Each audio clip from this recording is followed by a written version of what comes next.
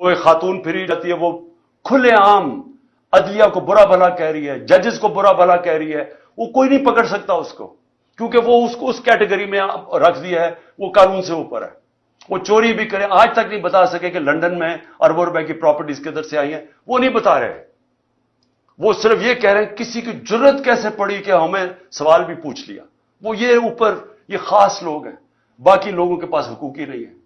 और जब मर्जी जेल में पकड़ो, रात को उठा लो, घरों में घुस जाओ, 3 बजे उठा लो। एक एक्स प्राइम मिनिस्टर घर 26 घंटे हमला किया गैर कानूनी तौर पे, सिर्फ उसको या उसे कत्ल करना था और या पकड़ के जेल में डालना था, और कोई कानूनी हैसियत नहीं थी उसकी। आप तमाशा देख रहे हैं, सारी दुनिया तमाशा देख रही है। तो हमारी जो जंग है हकीकी आजादी की है, और मैं समझता हूं कि क्योंकि कौम जाग चुकी है, ये जो भी करेंगे अदलिया के ऊपर हमले करेंगे, कौम अदलिया के साथ खड़ी है। पाकिस्तान की वकला कम्युनिटी को खड़ा होना पड़ेगा अदलिया के साथ, क्योंकि अगर आइन गया तो कौम खत्म।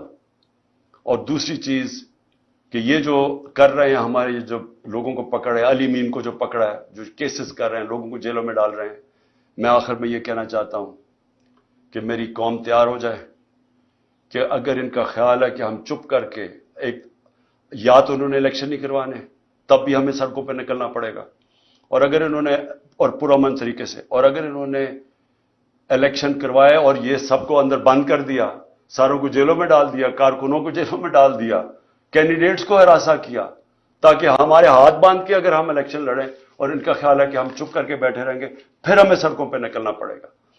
और मैं अपनी कौम को यह कहना चाहता हूं, हम हर चीज के लिए तैयार होना चाहिए। और हम अगले दिनों में हम देखेंगे किस तरह जा रहा है।